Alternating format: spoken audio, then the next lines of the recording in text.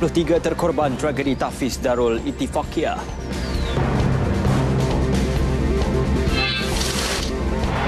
Pusat Tahfiz Darul Ittifaqiyah tidak berdaftar dengan Kementerian Pendidikan.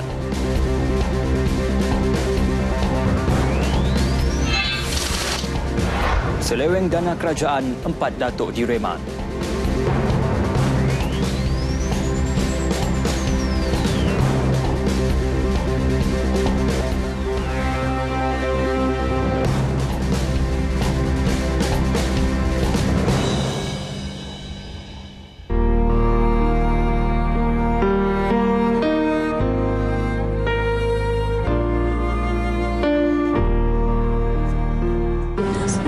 Amin belajar sekolah tahfiz, dia kata sebab Amin nak tolong mak ayah Amin masuk syurga, dia kata.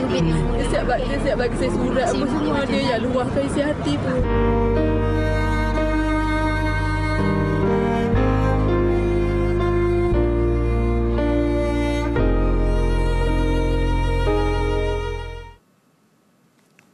Assalamualaikum dan terima kasih bersama kami dalam N5.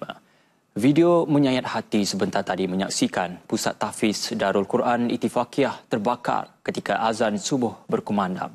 Tragedi di ibu negara pagi tadi telah mengorbankan 23 orang. Siasatan awal mendapati litar pintas antara punca insiden yang berlaku pada pukul 5.15 pagi tadi.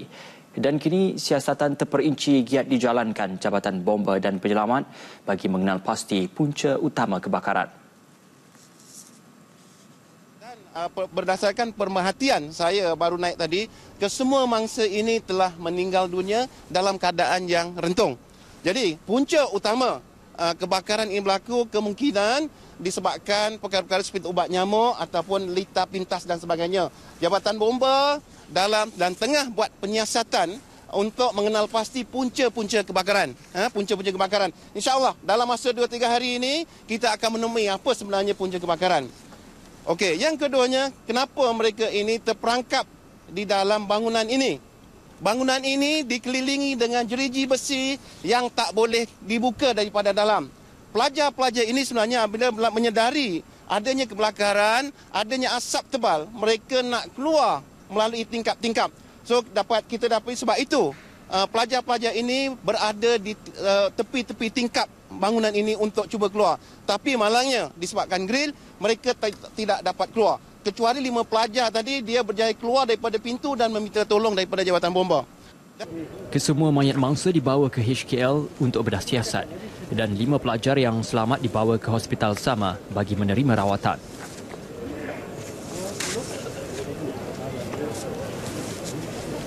Ketua Polis Kuala Lumpur, Datuk Amar Singh Ishar Singh mengesahkan insiden bermula di bahagian pintu masuk Pusat Tahfiz yang hanya mempunyai satu pintu keluar masuk mengakibatkan sebahagian penghuni terperangkap serta gagal menyelamatkan diri.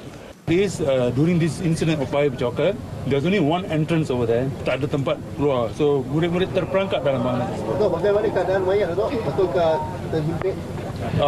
Ada semua terhimpit dalam 2 kawasan dia. All the bodies were clumped up in one area lah. How old were the children? As I mentioned, 13 to 17 years of age. So family member be informed?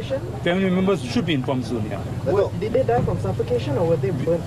We believe suffocation and subsequently they were totally burnt. Because the bodies are totally burnt. Okay. Datuk mention lagi ada satu exit saja tu ada satu entrance ke dia, satu masuk keluar aja saja. So bila api berlaku di kawasan pintu dia, tak ada tempat nak melarikan diri. Maksudnya pintu keluar masuk sama tu? Sama tempat dia.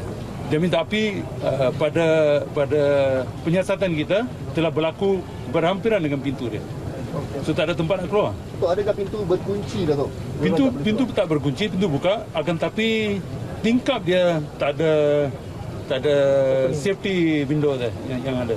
Untuk berapa ramai yang berjaya panjat keluar ataupun yang selamat itu? Saya rasa daripada anggaran 36 murid-murid yang ada, yang berjaya diselamatkan 14 berjaya diselamatkan. Apakah mereka cedera? Ada yang cedera, ada yang critical. 6 is warded in hospital critical. So which hospital that time? Hospital KL. Mayat mangsa ditemukan di 2 lokasi berasingan di tingkat yang menempatkan 36 pelajar di bangunan 3 tingkat. Timbalan Ketua Polis Negara Tan Sri Nur Rashid Ibrahim mengesahkan angka mangsa yang terkorban dalam kejadian kebakaran di Pusat Tahfiz Darul Quran Ittifaqiyah Keramat pagi tadi adalah 23 orang. Menurutnya 21 yang terkorban merupakan pelajar tahfiz berusia 7 hingga 17 tahun, manakala 2 lagi mangsa merupakan warden asrama berkenaan yang berusia 25 dan 26 tahun. Tambah beliau lagi, 5 lagi mangsa dikejarkan ke Hospital Kuala Lumpur HKL untuk mendapatkan rawatan. Ada yang agak serius, 2 dalam zon merah, 3 dalam zon kuning. Tambah beliau, tindakan susulan akan diambil selepas laporan forensik dan kebakaran dikeluarkan. Laporan tersebut dijangka akan dikeluarkan dalam tempoh masa terdekat. Menteri di Jabatan Perdana Menteri Datuk Seri Jamil Khair Baharom mengarahkan Jabatan Agama Islam Wilayah Persekutuan Jawi membantu menguruskan jenazah pelajar dan guru yang terkorban dalam tragedi itu. Dalam masa sama, memberi jaminan bantuan sewajarnya akan disalur kepada keluarga serta waris mangsa. Ketika menzahirkan takziah kepada keluarga dan waris mangsa, Datuk Seri Jamil Khair turut memaklumkan pihaknya bersedia membantu pengurusan jenazah mangsa. Jadi harapan kita dengan ujian yang seperti ini untuk kita melihat balik apa yang perlu diperbetulkan dan juga maksud saya di sudut keselamatan dan sebagainya, dan termasuk juga melihat ujian ini sebagai satu ketentuan yang telah ditetapkan, dan harapan kita juga nanti bahawa semua, saya dah telefon tadi kepada Majlis Agama Islam Wilayah Persekutuan untuk membantu menguruskan jenazah dan menyediakan dana untuk pengurusan pengkebumian dan sebagainya. Beliau berada di Kota Kinabalu untuk merasmikan dialog keharmonian antara penganut agama sebelum pulang ke ibu negara.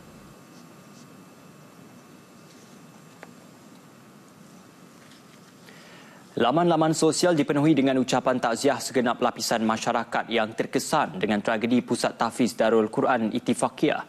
Pemimpin tertinggi negara turut berkongsi hibah dengan bencana menyedihkan itu.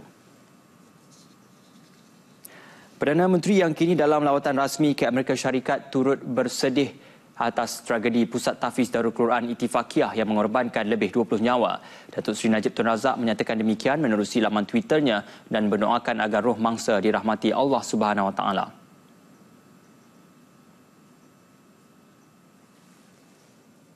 Timbalan Perdana Menteri Datuk Seri Dr. Ahmad Zahid Hamidi juga bersedih atas tragedi berkenaan. Menerusi laman Twitternya, beliau mengucapkan takziah kepada semua keluarga pelajar tahfiz. Datuk Seri Dr. Ahmad Zahid turut mendoakan agar roh mangsa yang terkorban dicucuri rahmat Allah Subhanahu Wa Taala.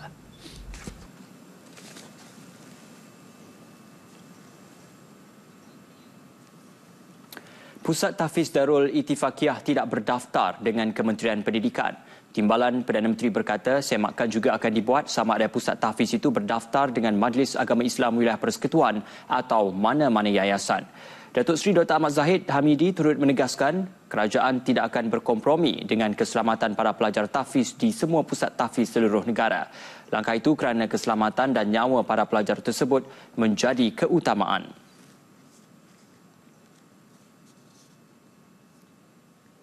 Tambah Datuk Seri Dr. Ahmad Zahid, tragedi Pusat Tahfiz Darul Quran Ittifaqiyah bukan insiden pertama kali kerana rekod menunjukkan hampir setiap 2 atau 3 tahun pasti akan berlaku sesuatu kemalangan. Kita tidak akan berkompromi dalam soal nyawa, dan di dalam mesyuarat koordinasi yang pernah saya lakukan sebelum ini dengan Yayasan Pintar dan dengan pengendali sekolah-sekolah Mahat Tahfiz ini, kita mahu supaya sekolah berkenaan bukan hanya didaftarkan, tetapi mesti mempunyai spesifikasi supaya sekolah itu boleh memenuhi ciri-ciri keselamatan. Beliau bercakap pada persidangan media bilik orang kenamaan di lapangan terbang antarabangsa Sibu di penghujung lawatan kerjanya di Sarawak. Kementerian Kemajuan Luar Bandar dan Wilayah KKLW menawarkan pemeriksaan elektrikal secara percuma kepada pusat pengajian tahfiz dan rumah anak yatim di seluruh negara bagi memastikan keselamatan sistem pendawaian di tempat pengurusan masing-masing. Menterinya, Datuk Seri Ismail Sabri berkata, menerusi program pemeriksaan giat mara itu, pemeriksaan pendawaian elektrik bertujuan mengelakkan berlakunya kejadian litar pintas seperti kejadian di Pusat Tahfiz Darul Quran Ittifaqiyah. Kita akan beri percuma. Kita buat secara percuma. Untuk maintenance pendawaian ni kita akan bincang dengan, itu kita tak tahu. Kita akan dapatkan daripada, mungkin kita akan minta pegawai-pegawai kita di peringkat daerah ni akan pergi mencari kawasan pusat tahfiz, pusat anak yatim dan sebagainya untuk kita bantu secara percuma untuk pendawaian, kalau perlu pendawaian. Kalau tidak, mungkin kita akan cek mana yang perlu di repair, kita repair, mana yang perlu di upgrade, kita upgrade. Menerusi program perdawaian yang dilaksanakan itu, KKLW mempunyai peruntukan sebanyak RM3 juta. Datuk Seri Ismail berkata demikian selepas Majlis Pertukaran Perjanjian Persefahaman program kolaborasi latihan Superbike antara Giat Mara Malaysia dan Kawasaki Motors Malaysia Sdn Berhad di Pusat Giat Mara Batu di Ibu Negara. Jabatan Kerja Raya tampil menawarkan khidmat nasihat serta pemeriksaan kepada sekolah tahfiz sedia atau seumpamanya untuk memastikan tahap keselamatan bangunan yang digunakan. Menurut Ketua Pengarah Kerja Raya Datuk Seri Insinyur Dr. Roslan Maktaha, bantuan tersebut merupakan tanggungjawab korporat dan sosial CSR JKR untuk menjamin keselamatan penghuni premis berkenaan. Itu terserahkan pada pihak bomba dan penyelamat mencari punca kebakaran tersebut. Tapi untuk sekolah-sekolah yang lain yang tidak berdaftar atau belum lagi berdaftar dengan Kementerian Pendidikan di pihak JKR, saya rasa tidak ada masalah untuk kita laksanakan sedikit tanggungjawab korporat ataupun sosial untuk memeriksa dari segi tahap keselamatan sekolah-sekolah demikian. Tegasnya, JKR mempunyai unit khas di setiap negeri untuk melakukan pemeriksaan tahap keselamatan bangunan dan menjamin akan melaksanakannya dengan sebaik dan secepat mungkin. Beliau menyatakan demikian di Ibu Negara. Terdapat 519 sekolah atau pusat tahfiz yang berdaftar di seluruh negara sehingga April lalu. Namun lebih banyak lagi dipercayai tidak berdaftar. Menurut Pengerusi Institut Keselamatan dan Kesihatan Pekerjaan Negara NIOSH Tan Sri Lee Lam Tai, tujuan pendaftaran bagi membolehkan audit keselamatan secara komprehensif dibuat ke atas sekolah berkenaan dan kemudahan mereka. Soalannya ialah berkaitan dengan aspek keselamatan bangunan di mana pihak pengusaha dan pihak pengendali pihak tuan milik bangunan tersebut bertanggungjawablah mengenai keselamatan para pelajar yang terlibat dalam sekolah tahfiz tersebut. Jabatan Bomba dan Penyelamat pada Ogos lalu menyuarakan kebimbangan terhadap kebakaran sekolah tahfiz apabila 211 kebakaran dilaporkan sejak tahun 2015. Dalam tempoh 3 bulan pertama tahun ini sahaja, kebakaran berlaku di 30 tahfiz, sekolah pondok dan madrasah melibatkan kerugian lebih 1.4 juta ringgit. Pada 6 Ogos lalu, 16 orang termasuk 8 pelajar berjaya menyelamatkan diri dalam kebakaran di sekolah tahfiz Al-Taqwa di Baling, Kedah. Pada 7 Mei, kebakaran berlaku di sebuah sekolah tahfiz di Sabak Bernam, Selangor, namun tiada kecederaan dilaporkan. Pada 29 September 1989, 27 pelajar perempuan Sekolah Agama Rakyat Taufiqiyah Al-Halimiyah di Kampung Padang Lumat, Kedah terkorban dalam kebakaran. Timbalan Menteri di Jabatan Perdana Menteri Datuk Dr. Ashraf Wajdi Dusuki mengingatkan orang awam agar tidak menularkan gambar-gambar mangsa tragedi kebakaran pusat tahfiz bagi menghormati waris-waris dan keluarga mangsa terlibat. Beliau juga turut mengharapkan masyarakat tidak mudah percaya derma kilat untuk mangsa yang sedang tular di laman sosial. Saya mengharapkan jangan ada pihak mengambil kesempatan dan apa-apa jua tolong berurusan dengan pihak berkuasa. Dalam konteks ini, selagi Jabatan Agama Islam Wilayah Persekutuan ataupun Majlis Agama Islam Wilayah Persekutuan tidak memberikan apa-apa kenyataan dan sebagainya dari segi derma kilat dan sebagainya, jangan percaya.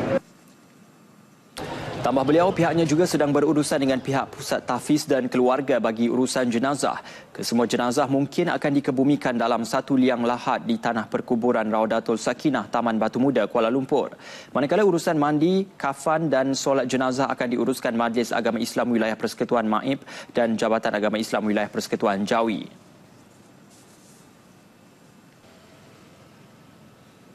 N5 diteruskan dengan perkembangan dari Jabatan Kemajuan Islam Malaysia di Putrajaya. Untuk itu kita terus bersama Khairunisa Abdul Halim. Silakan.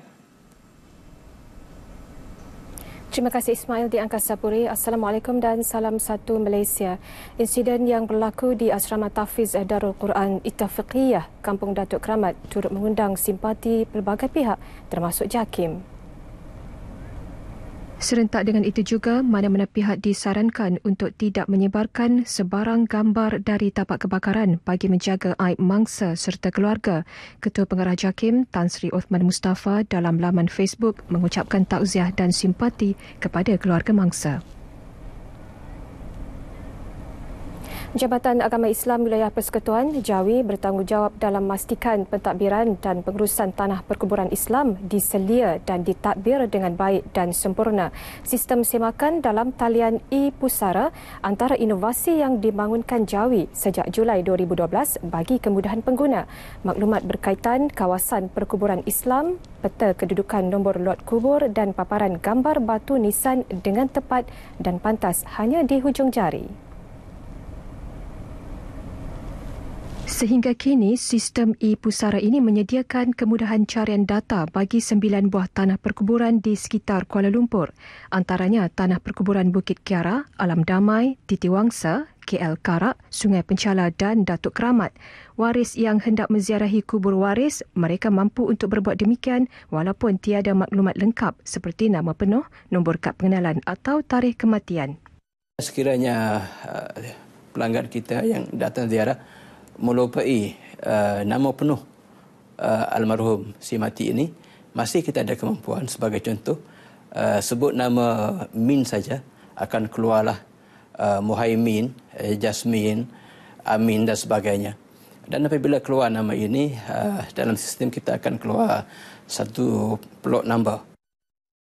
Data kematian yang terkumpul dalam carian e-Pusara bermula sejak 1980 hingga kini. Semakan boleh dibuat selepas 30 hari dari tarikh pengebumian. Sehingga kini, sebanyak 46 tanah perkuburan Islam terdapat di wilayah persekutuan, iaitu 27 di Kuala Lumpur, 18 di Labuan dan 1 di Putrajaya. Kaedah yang efektif bagi mendepani dakwah pada masa kini perlu dikaji dalam mendapatkan pendekatan dakwah yang berkesan dan relevan. Pendekatan media sosial atau digital dakwah antaranya perlu diberi perhatian kerana ia sangat sinonim bagi menarik golongan muda. World Assembly Muslim of Malaysia Youth, WAMI, mengambil inisiatif meningkatkan ilmu dan kemahiran dakwah kepada 100 golongan pendakwah muda dalam menghadapi hala tuju pendakwah masa kini. Golongan pendakwah muda pada hari ini, mereka mempunyai cabaran yang sangat hebat daripada sudut aplikasikan ilmu yang dia ada. Diorang mungkin banyak ilmu, tapi macam mana nak menentukan ilmu yang mana dan juga teknik serta kaedah yang mana yang sesuai untuk diri mereka dan juga untuk masyarakat. Beliau berkata demikian pada Multaqa Pendakwah Muda Serantau Muda 2017 di Bangi Selangor yang merupakan antara modul dalam kursus pendakwah muda MyDai. MyDai anjuran WAMI mendapat kerjasama Kementerian Pendidikan Malaysia dan Yadim melibatkan 40 pelajar universiti termasuk dari Indonesia dan Thailand selain 60 pelajar tingkatan 4 dari sekolah menengah sekitar Kuala Lumpur, Selangor dan Negeri Sembilan. Cabaran ledakan maklumat di hujung jari memungkinkan dakwah secara konvensional seperti ceramah dan tazkirah perlu ditambah baik supaya menepati arus perdana. Kalau kita setakat menghasilkan video dan poster-poster yang biasa tu, saya rasa tu dah banyak dikeluarkan sekarang. Video malah sekarang banyak juga kumpulan-kumpulan yang telah mengendalikan dakwah melalui televisyen, menggunakan pendekatan-pendekatan yang digital juga. Tapi apa yang kita nak hasilkan satu yang lebih menarik perhatian. Tambahnya, penyampaian sesuatu mesej perlu dalam bahasa yang mudah difahami dengan bantuan grafik yang sesuai. Jadi mereka perlukan kepada satu kursus ataupun bimbingan untuk mengenal pasti sumber dan juga bahan, tajuk-tajuk dan sebagainya, ilmu-ilmu yang sepatutnya mereka kuasai di samping metodologi dakwah yang sudah pasti berbeza dengan yang dulu. Kursus pendakwah muda MyDai yang bermula Ogos dan berakhir Februari tahun depan ini memerlukan peserta menghasilkan aktiviti dan produk berasaskan dakwah di sekolah maupun universiti. Kita sebagai duta, orang tengok kita. So nak tak nak bila lepas 6 bulan tu dah dapat macam-macam, dah ada input. So masa itulah tiba masa kata tanggungjawab kita untuk keluarkan output, untuk tunjukkan macam mana cara dakwah sebenar. Peluang berdakwah sebagai penggerak masyarakat orang asli PMOA perlu digalas sebaik mungkin. PMOA sebagai ejen dakwah mempunyai cabaran yang besar sebagai da'i menyampaikan maklumat tepat kepada masyarakat setempat. Justru PMOA ini perlu membina kemahiran dakwah dengan pendedahan menggunakan teknologi masa kini. Sehingga kini terdapat sebanyak 230 PMOA di seluruh Malaysia di bawah kelolaan JAKIM. Peningkatan jumlah golongan saudara baharu setiap tahun telah meningkatkan keperluan pendakwah dalam kalangan masyarakat orang asli. Boleh katakan rata-rata masyarakat kita semua ada internet dan kita nak wujudkan keselesaan pendakwah ini di mana saja dia berada, dia boleh buat dakwah dengan menggunakan instrumen-instrumen yang ada di tangan dia. Tambahnya, bilangan belia orang asli yang mahir berdakwah perlu ditingkatkan kerana keupayaan dan kelaziman mereka mendekati golongan ini dari segi bahasa dan cara hidup. Daripada melalui ini pun kita dapat sebarkan kepada masyarakat asli sebab bukan semua mereka hadir ke surau, bukan hadir ke ceramah. Mereka lebih suka melayan telefon pintar mereka. Jadi bila kita buat misalnya buat grup WhatsApp dan sebagainya, mereka akan baca melalui itu, mereka akan dapat maklumat tentang Islam. Salah seorang pembantu penggerak masyarakat orang asli yang telah berkhidmat selama 4 tahun di Kampung Penderas Temerloh mengakui penggunaan media sosial yang meluas kini perlu dalam usaha mengembangkan dakwah. Memang perlu berhati-hati dan berwaspada dengan apa yang kita nak sampaikan. Kan? Sebab mereka walaupun tak like, tak komen kita punya posting-posting, tapi mereka tengok, mereka akan lihat, mereka akan baca. Mereka akan membuat persepsi ke atas diri kita sebagai pendakwah. Beliau berkata demikian pada program pembangunan imej da'i orang asli di Kompleks Islam Putrajaya, anjuran bahagian dakwah JAKIM. Selain menitik beratkan penggunaan media sosial, para peserta juga didedahkan dengan teknik berdakwah melalui media massa. Setakat ini sahaja sumbangan berita dari Putrajaya. Kembali kepada Ismail di Angkasa Puri untuk berita selanjutnya. Silakan. Terima kasih Kairunisa untuk perkembangan dari JAKIM. Timbalan Perdana Menteri menegaskan pembangunan semula sekolah daif akan diberi tumpuan dengan pelaksanaannya menggunakan kaedah sistem binaan berindustri IBS. Keputusan itu berupaya mempercepatkan tempoh pembinaan. Selain kerjasama antara sektor awam, swasta dan pendekatan NBOS juga wajar dipertingkat bagi memastikan pembangunan berterusan.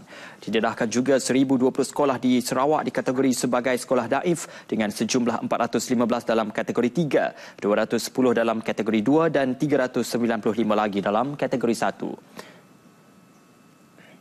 Dalam tinjauan dan taklimat yang diberikan kepada saya, hanya terdapat kira-kira 29.8% saja daripada seluruh sekolah di Sarawak yang berada di tahap pembelajaran yang selesa. Manakala selebihnya berada di tahap sekolah-sekolah daif atau separa daif. Bercakap pada sidang media selepas melakukan lawatan kedua sekolah daif di Sibu, beliau memberitahu Kerajaan Persekutuan telah meluluskan 30 projek pembangunan semula sekolah di Sarawak melalui rancangan Malaysia RMK11. Pada masa sama, 183 sekolah telah diluluskan untuk dilaksana menggunakan kaedah IBS dengan peruntukan berjumlah RM366 juta. Terdahulu, Datuk Seri Dr. Ahmad Zahid mengadakan lawatan ke Sekolah Menengah Kebangsaan SMK Rosli Dobi Sibu yang merupakan sekolah tidak selamat digunakan seperti dimaklumkan Jabatan Kerja Raya. Pengetua SMK Rosli Dobi Tan T. Muan berkata, JKR telah memeriksa blok bangunan itu pada Januari lepas dan telah memaklumkannya tidak lagi selamat digunakan kerana terdapat retakan pada struktur bangunan. Oleh itu, pihak sekolah telah diminta mengosongkan bangunan 3 tingkat. Selain blok bangunan kelas itu, bangunan asrama lelaki juga dalam keadaan sangat naif. Bangunan SMK Rosli Dobi dibina pada 1975 mempunyai 1,067 pelajar. Selain itu, Timbalan Perdana Menteri turut mengadakan tinjauan di SK Ulu Sungai Salim yang mana blok bangunan sekolah tersebut masih berstruktur kayu dan usang. Datuk Seri Dr. Ahmad Zahid bersama rombongan meluangkan masa kira-kira setengah jam meninjau prasarana sekolah sambil diberi keterangan ringkas oleh guru besar.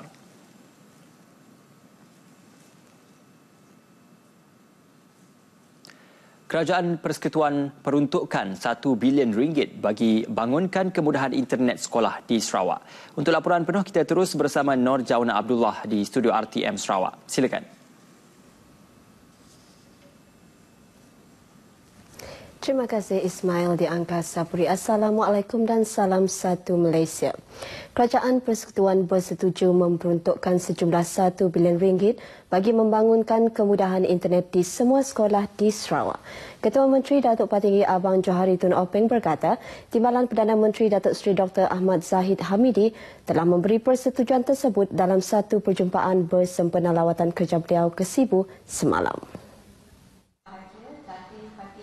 Beliau berkata demikian ketika melancarkan program digital Kenyalang anjuran bersama Kementerian Kebajikan, Kesejahteraan Komuniti dan Pembangunan Kanak-Kanak serta Malaysia Digital Economy Corporation MDEC di Kuching. Menurut Datuk Patinggi Abang Johari, dalam perjumpaan tersebut, beliau telah meminta semua sekolah terutama sekali di luar bandar di negeri ini dilengkapi dengan fasiliti internet. Jelasnya ini bagi memperkasa pengetahuan dan kemahiran dalam teknologi komunikasi informasi ICT dalam kalangan generasi muda sebagai antara inisiatif persiapan kerajaan negeri untuk menjadikan Sarawak sebagai sebuah negeri ekonomi digital. Program digital Kenyalang merupakan satu kolaborasi berimpak tinggi yang mensasarkan pencapaian bidang keberhasilan utama negara untuk isi rumah pendapatan rendah yang lebih menyeluruh bagi rakyat Sarawak. Melalui program tersebut, rakyat akan didedahkan dengan pelbagai kaedah dan teknik untuk meraih jualan serta menjana pendapatan tambahan secara dalam talian.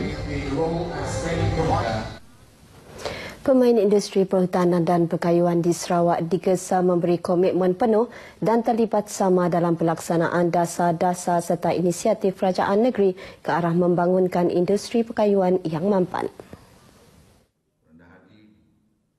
Menurut Timbalan Ketua Menteri Datuk Amar Awan Tengah Ali Hassan, kerajaan negeri telah melakukan beberapa penambahbaikan terhadap dasar-dasar berkaitan sektor perhutanan bagi meningkatkan tahap pengurusan sumber hutan selain perlindungan alam sekitar.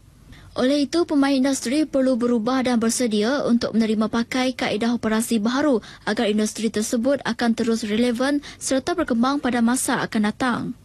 Tambahnya, penggunaan teknologi terkini dalam industri tersebut juga akan membantu merealisasikan hasrat kerajaan negeri ke arah transformasi ekonomi digital. Beliau juga berharap agar kedua-dua industri itu akan terus memainkan peranan dalam menyumbang kepada kualiti hidup rakyat menerusi program tanggungjawab sosial korporat. Datuk Amar Awan Tengah berucap mewakili Ketua Menteri Datuk Patinggi Abang Johari Tun Openg pada Majlis Penyerahan Sumbangan Kewangan Persatuan Perkayuan Sarawak STA kepada Organisasi Kebajikan dan Sosial yang disempurnakan oleh Yang di-Pertuan Negeri Tun Ben Sri Abdul Taib Mahmud di Kuching. Pada majlis itu, STA telah menyumbangkan RM1 juta kepada 19 organisasi sosial dan kebajikan di seluruh negeri.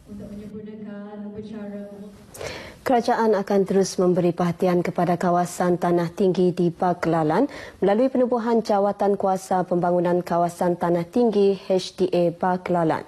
Ia bagi memastikan perancangan lebih menyeluruh dapat dilakukan untuk menaik taraf kawasan Bak-Kelalan menjadi sebuah daerah kecil. Timbalan Ketua Menteri Datuk Amar Awang Tengah Ali Hassan berkata, jawatan kuasa yang ditubuhkan oleh Timbalan Menteri Perdagangan Dalam Negeri Koperasi dan Kepenggunaan, Datuk Henry Sum Agong itu merangkumi golongan profesional masyarakat Lun Bawang. Katanya pendekatan ini mampu mentransformasikan pembangunan secara komprehensif dan bakal melonjakkan ekonomi masyarakat setempat serta kawasan yang terlibat. Justru beliau mahu generasi muda Lun Bawang menggunakan segala kelebihan alam semula jadi dan kesuburan tanah yang terdapat di kawasan itu untuk diusahakan menjadi sebuah kawasan yang maju. Datuk Amar Awang Tengah menyatakan demikian ketika merasmikan Sukan Sempadan dan Jelajah Kepenggunaan KPDNKK di Bak-Kelalan di Lawas. Dalam perkembangan lain, beliau mendedahkan telah mendapat maklum balas positif mengenai usaha untuk membina sebuah lapangan terbang baharu di Lawas. Selain itu, masalah perhubungan ke Bak-Kelalan juga akan dibawa kepada Menteri Pengangkutan Datuk Seri Liau Tiong Lai untuk menambah jumlah penerbangan ke Bak-Kelalan. Sarawak menyasarkan penubuhan 82 unit pasukan tindak balas kecemasan komuniti atau CERT di seluruh negeri. Pengarah Unit Keselamatan dan Penguatkuasaan Negeri Jabatan Ketua Menteri Datuk Dr. Chai Kin Chung berkata, setakat ini sebanyak 28 unit telah ditubuhkan bagi mempertingkat keupayaan dan kesiapsiagaan komuniti setempat menghadapi bencana. Katanya CERT yang telah ditubuhkan sejak 2010 berperanan memberi ilmu pengetahuan dan kemahiran kepada komuniti dalam menghadapi bencana sementara menunggu ketibaan pasukan profesional. Selain itu, CERT turut memperkukuh kebolehan tindak balas komuniti terutama yang terletak jauh dari agensi dan jabatan kecemasan dalam menyediakan perkhidmatan kecemasan. Datuk Dr. Chai memberitahu usaha untuk menambah baik program CERT akan terus dibuat termasuk latihan semula dan melawat unit CERT. Beliau menyatakan demikian pada program latihan dan pelancaran CERT bagi Dewan Undangan Negeri Asajaya di Kompleks Sukan Asajaya. Program dirasmikan oleh Setiausaha Politik kepada Ketua Menteri Buang Bol Hassan mewakili Menteri Pelancongan, Kesenian, Kebudayaan, Belia dan Sukan Datuk Abdul Karim Rahman Hamzah. Pusat Internet Satu Malaysia di kawasan luar bandar perlu diberkasar sebagai platform terbaik untuk membantu menjelaskan hala tuju ekonomi digital kepada masyarakat negeri ini. Menteri Muda Perhubungan Awam Abdullah Saidul memberitahu bagi tujuan itu para petugas di pusat itu perlu diberi latihan dan kursus berkaitan dengan ekonomi digital untuk mengasah pengetahuan mereka. Jelasnya menerusi latihan, petugas mampu menerangkan kepada pengguna pusat di luar bandar sama ada dalam membantu mengusahakan perniagaan atas talian. Malah petugas juga dapat membantu kerajaan dalam menyebarkan inisiatif dan aktiviti-aktiviti dalam transformasi Sarawak ke arah ekonomi digital kepada pengguna di kawasan luar bandar. Abdullah Saidul berucap semasa taklimat bersama media berhubung Digital Reporting Made Simpler di Kuching. 3 penceramah telah dijemput untuk berkongsi maklumat iaitu Pengarah Suruhanjaya Komunikasi Multimedia Sarawak, Roslan Muhammad, Dekan Fakulti Sains Komputer dan Teknologi Maklumat, Universiti Malaysia Sarawak, Dr. Johari Abdullah dan Penolong Pengurus Besar Telekom Malaysia, Ismail Halil Apli. Taklimat anjuran Jabatan Ketua Menteri dan Angkatan Zaman Mansang Sarawak Azam bertujuan bagi menyediakan warga media dalam menyampaikan maklumat yang tepat dan mudah terutama berkaitan dengan dunia digital. Setakat ini dahulu berita dari Sarawak untuk N5 petang ini. Untuk berita seterusnya kembali kepada rakan penyampai di Angkasa Puri. Silakan. Terima kasih Nurjana untuk perkembangan dari Sarawak. Seterusnya kita ke Kota Kinabalu pula untuk laporan lintas langsung dari Sabah bersama Anisha Dollars. Silakan Anisha. Baik, terima kasih Ismail. Assalamualaikum dan salam satu Malaysia. Menjelang sambutan Hari Malaysia ke-54 tahun yang akan berlangsung di Kota Kinabalu Sabtu ini, pelbagai persiapan termasuk majlis raptai kiat dijalankan. Laporan lanjut bersama Maria Isek di Kompleks Sukan Kota Kinabalu Likas yang meninjau persiapan tersebut. Silakan Maria. Terima kasih Anisia di studio. Persiapan akhir sambutan Hari Malaysia yang akan diadakan pada Sabtu ini di Kompleks Sukan Kota Kinabalu ini berjalan lancar, yang mana Kompleks Kota Kinabalu ini mula kelihatan sibuk berbanding hari-hari biasa berikutan kedatangan para pegawai dan petugas sambutan serta peserta raptai untuk berlatih bagi memastikan program yang berlangsung berjalan rapi. Di kawasan kiri kanan Kompleks Sukan Kota Kinabalu, jika anda saksikan ketika ini, sudah dipenuhi dengan gerai-gerai pameran daripada pelbagai agensi kerajaan negeri dan persekutuan, terutama daripada agensi di bawah Kementerian Komunikasi dan Multimedia Malaysia. Pentas utama dan kemah tetamu kehormat juga telah didirikan dan cuma tinggal raptai penuh terakhir pada malam ini. Baik menjelang sambutan Hari Malaysia tahun ini, pelbagai program dan aktiviti menarik diadakan. Selain ucapan kehormat, majlis yang bermula pukul 8 malam bermula esok akan diisi dengan pelbagai acara hiburan dan persembahan khas. Seramai 1,500 orang terlibat dalam menjayakan pelbagai persembahan istimewa seperti persembahan intro, persembahan Shine Bright, Colours of Malaysia dan persembahan talents. Selain persembahan itu, pameran Malaysia Inklusif Negara Digital Minda dan pameran Komuniti Satu Malaysia juga diadakan. Jadi kepada warga Bandaraya Kota Kinabalu, marilah kita datang beramai-ramai untuk menyatakan sokongan kita dan sama-sama kita menghayati erti sebenar Hari Malaysia sebagai satu wadah untuk memupuk sifat kebersamaan dalam kalangan diri kita meskipun kita berbeza agama, bangsa dan budaya. Sekian dari saya, Anisia kembali bersama anda. Baik, terima kasih Maria. Berita seterusnya, Kerajaan Pusat melalui Kementerian Pengangkutan telah meluluskan peruntukan sebanyak RM101 juta untuk melaksanakan 3 projek memodernkan perkhidmatan kereta api di Sabah, antaranya projek menaik taraf landasan dari Halogilat Beaufort ke Tenom. Timbalan Ketua Menteri yang juga Menteri Pembangunan Infrastruktur Tan Sri Joseph Pairin Kitingan berkata, 2 lagi projek ialah memperoleh 3 buah lokomotif diesel multiple unit DMU dan kajian sistem komunikasi perkhidmatan rel bagi meningkatkan lagi tahap keselamatan landasan sedia ada.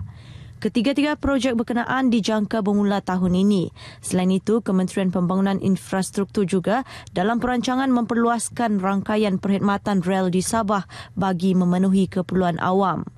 Tan Sri Pairin berucap merasmikan program kesedaran perkhidmatan kereta api Zon Sabah 2017 di Sepanggar. Dalam usaha mempertingkatkan perkhidmatan kereta api di Sabah, Tan Sri Pairin berkata baru-baru ini pihaknya telah melancarkan 1 set kereta api baharu yang mengandungi 3 unit tren yang beroperasi di laluan Beaufort ke Tenom sejauh 48 km. Sabah bersedia menyahut cabaran dunia dalam revolusi keempat industri perdagangan atau Industri 4.0 dengan menawarkan Taman Perindustrian Kota Kinabalu KKIP sebagai zon perdagangan bebas digital di FTZ seiring dengan kemampuan KKIP yang kini mempunyai 280 operator pelbagai industri. Menurut Timbalan Ketua Menteri Datuk Seri Panglima Raymond Tan Shukia, perwujudan DFTZ di KKIP akan menggalakkan semua pemain industri termasuk usahawan kecil dan sederhana IKS yang meliputi 98% daripada masyarakat niaga di negeri ini memasuki perdagangan elektronik atau e-dagang dan Industri 4.0. Like in KKIP Kota Kinabalu, we have 280 operators.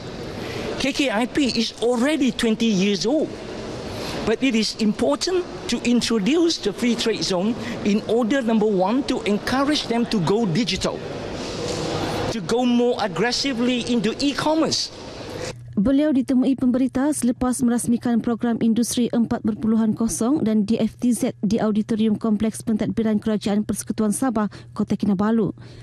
Datuk Raymond yang juga Menteri Pembangunan Perindustrian Negeri optimis DFTZ yang dilengkapi infrastruktur seperti jalur lebar berkelajuan tinggi dan teknologi pemprosesan mampu mempercepat pertumbuhan industri di Sabah selaras Industri 4.0.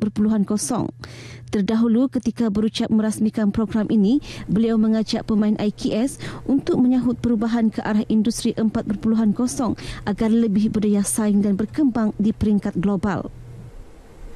Pertubuhan Peladang Kebangsaan NAFAS komited melaksana pelbagai strategi bagi meningkatkan kemampuan NAFAS dalam mengeluarkan pelbagai produk pertanian berkualiti dan bermutu tinggi pada masa hadapan.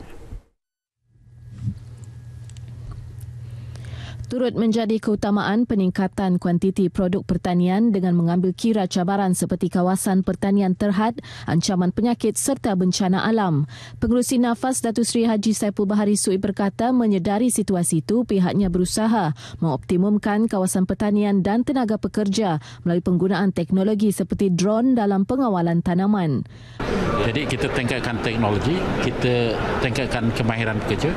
Kita mesti menggunakan bentuk-bentuk benih yang berkualiti, baja yang bermutu dan akhirnya kita mengeluarkan produk yang bermutu.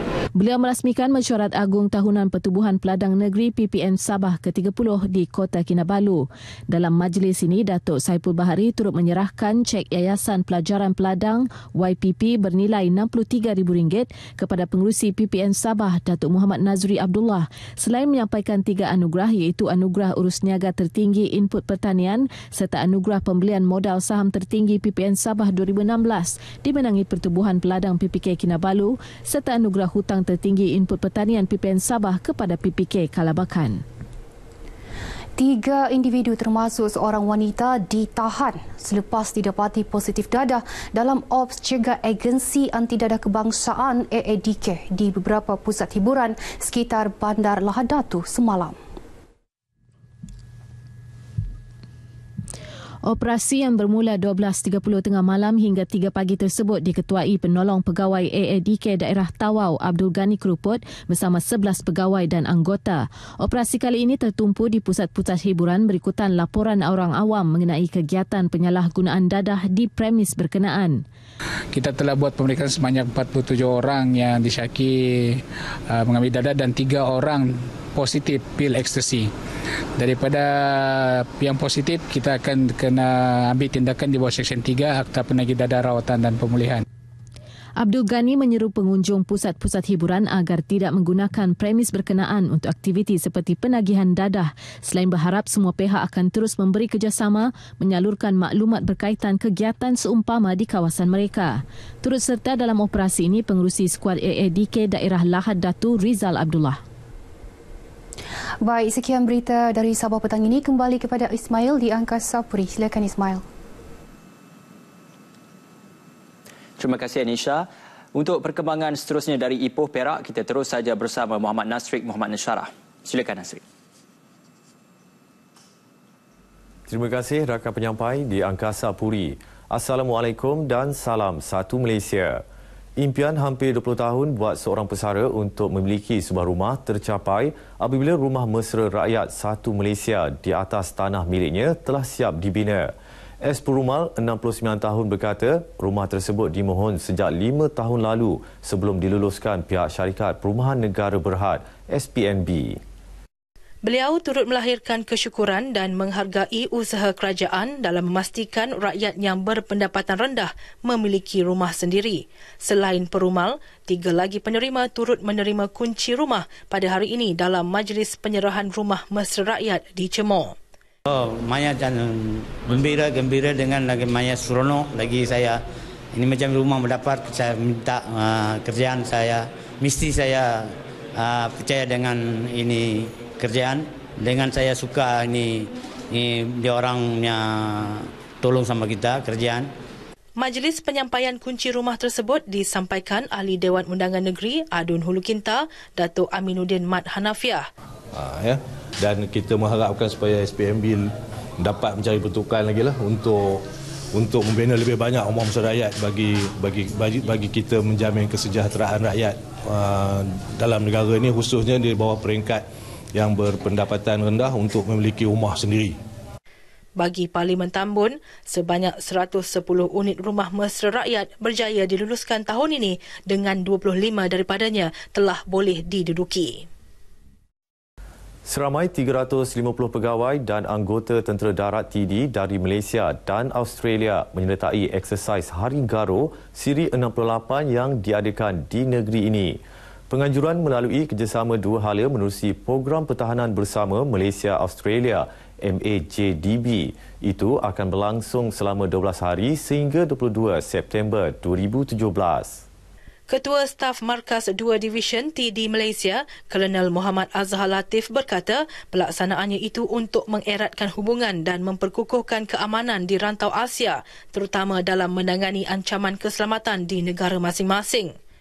Dan of course dalam masa yang sama kita belajar daripada mereka, ke pengalaman-pengalaman kepakaran yang ada pada mereka, dan mereka juga belajar daripada kita, saling bertukar antara satu sama lain. Dan yang paling penting sekali adalah hubungan keakraban antara kedua-dua.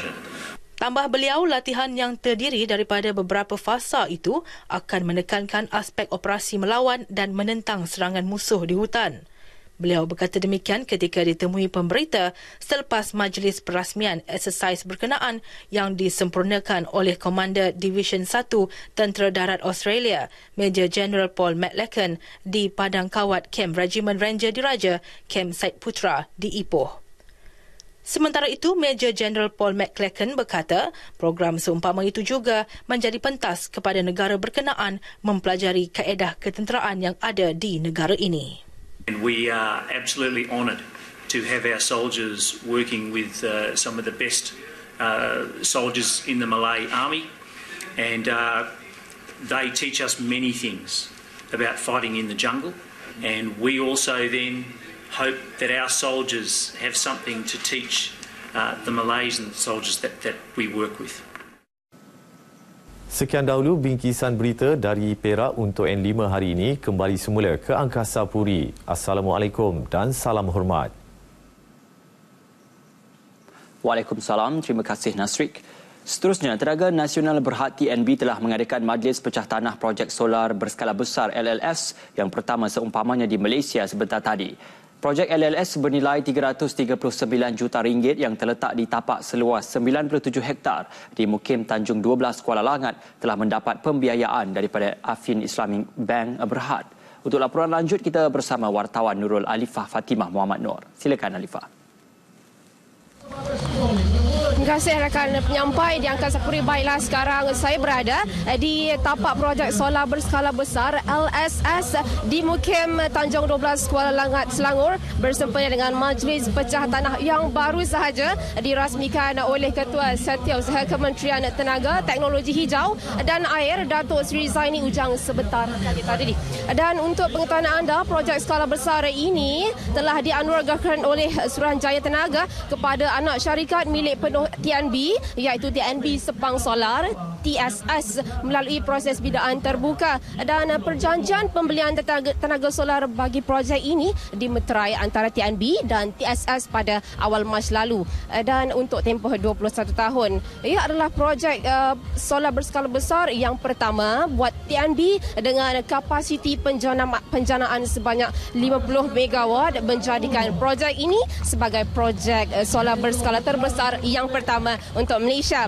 Jika anda dapat lihat di sekitar saya, projek ini masih lagi di peringkat awal pembinaannya dan dibina di atas tapak berkeluasan 98 hektar atau lebih 240 ekar dengan nilai lebih 300 juta ringgit. Dan untuk pengetahuan juga, program ini menyasarkan pembangunan projek solar dengan kapasiti di antara 1 megawatt sehingga 50 megawatt untuk mencapai sasaran penjanaan solar sebanyak 100 megawatt menjelang 2020. Dan ini sejajar dengan hasrat TNB untuk menjadi penyedia tenaga boleh diperbaharui, iaitu renewable energy di Malaysia, sekaligus memacu industri tenaga boleh diperbaharui tempatan. Dan pastinya projek ini pasti memberi impak yang besar kepada penduduk tempatan dan sekitarnya. Dan baiklah, itu sahaja saya kira yang dapat saya kongsikan untuk ketika ini, dan saya kembali kembalikan semula kepada rakan penyampai di Angkasa Puri. Silakan.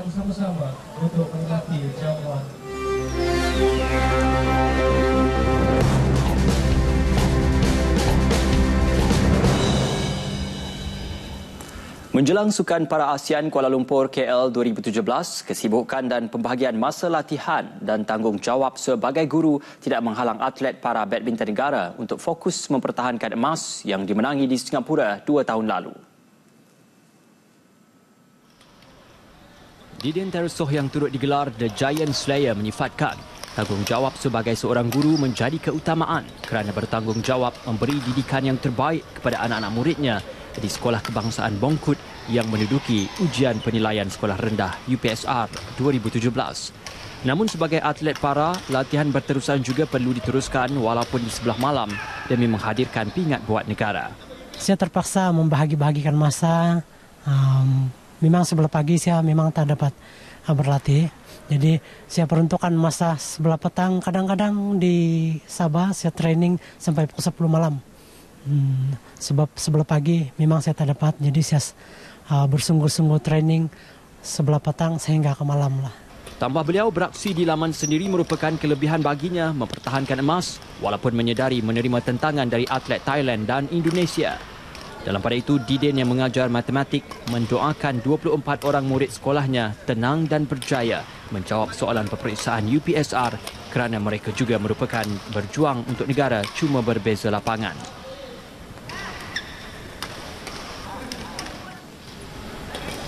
Sementara itu, bagi seorang lagi atlet para badminton negara, Mazlan Saibun, tiada istilah berehat baginya setelah berjaya menggenggam emas acara tersebut 2 tahun lalu. Sebaliknya, dia terus mengganakan latihan bagi memastikan emas tidak terlepas dari genggaman. Saya rasa saya dah sedia untuk kejohanan ni. Halangan untuk latihan tu bagi saya dah buat yang terbaik untuk 2 tahun lepas lah. Daripada balik daripada Singapura tu saya dah prepare lah untuk game yang KL 017 ni.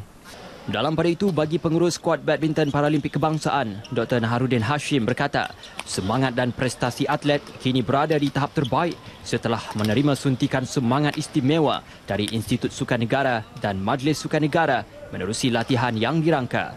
Beliau berkata kehadiran barisan tertinggi Persatuan Badminton Malaysia dan jurulatih Perseorangan Negara Datuk Misbun Siddiq turut membangkitkan semangat juang mereka.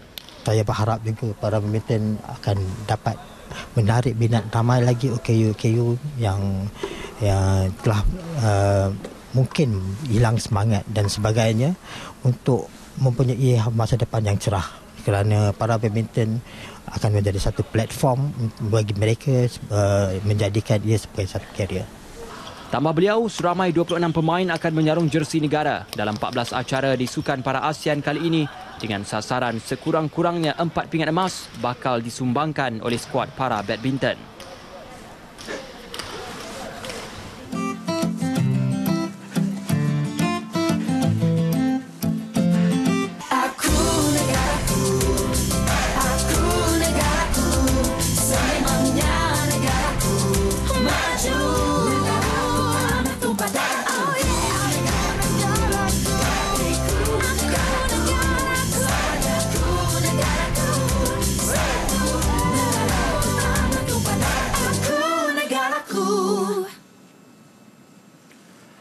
Mahkamah Magistrate Putrajaya membenarkan permohonan SPRM reman 4 individu termasuk Ketua Eksekutif sebuah perbadanan bergelar Datuk bagi membantu siasatan berhubung penyelewengan dana kerajaan berjumlah 40 juta ringgit.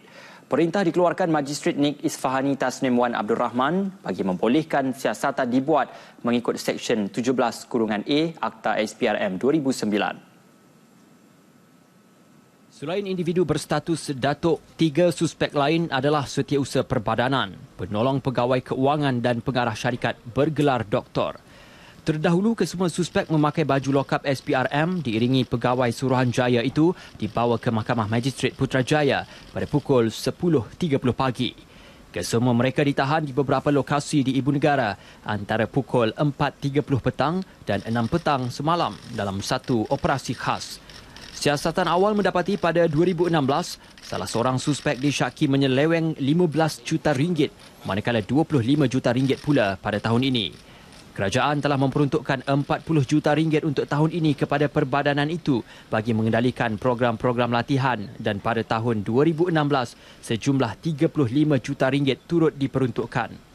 Dana bagi mengendalikan program-program latihan kemahiran khusus kepada mereka yang tidak mempunyai pekerjaan. Seterusnya, untuk makluman cuaca, kita ke Jabatan Meteorologi bersama pegawainya Muhammad Hafiz Kasim. Silakan. Terima kasih kepada rakan penyampai di Bilik Berita Angkasa Puri. Assalamualaikum warahmatullahi wabarakatuh dan salam sejahtera. Seperti biasa, bertemu kembali bersama Met Malaysia petang ini bagi mengikuti laporan cuaca terkini. Laporan cuaca untuk petang ini dimulakan dengan sedikit informasi berkenaan dengan ribut tropika ganas Doksuri.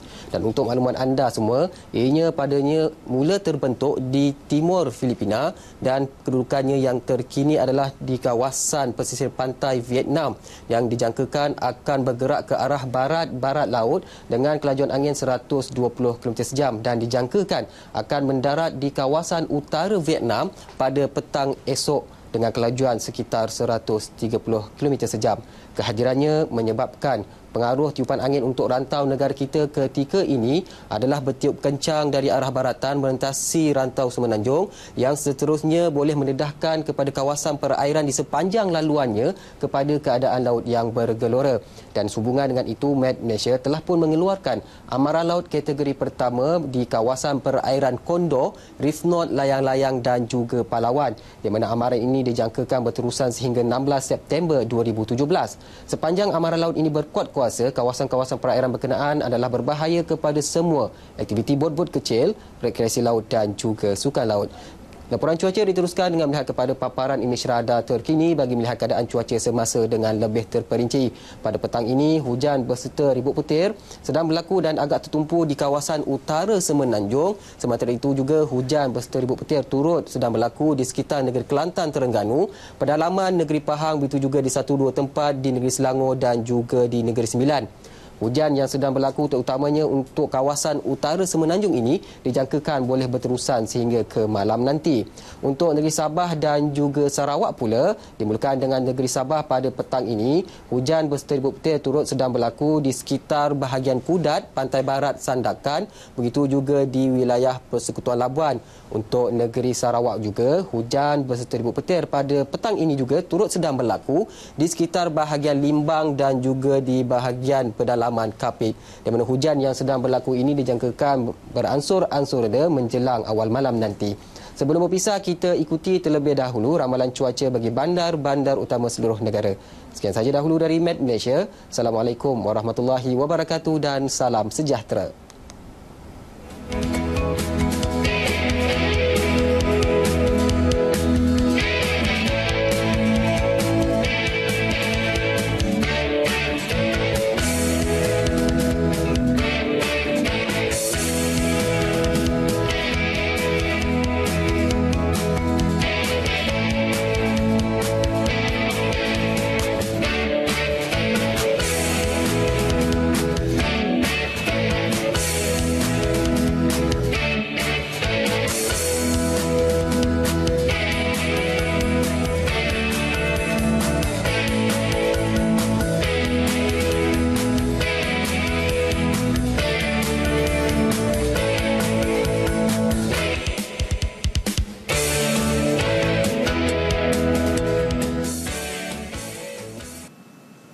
Terima kasih, Met Malaysia. Tragedi Pusat Tahfiz Darul Quran Ittifaqiyah Jalan Keramat Hujung di Ibu Negara meragut 23 nyawa telah meninggalkan kesan mendalam bukan sahaja keluarga mangsa tetapi juga masyarakat Malaysia. Mewakili kru penerbitan N5, salam takziah daripada kami untuk keluarga mangsa.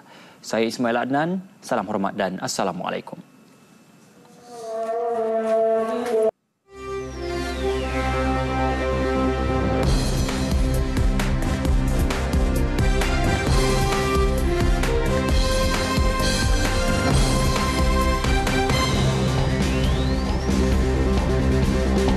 Tiga terkorban tragedi tahfiz Darul Ittifaqiyah.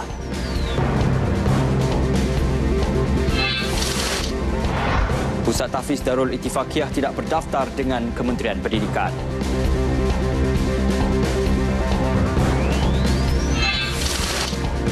Seleweng dana kerajaan 4 datuk di Reman.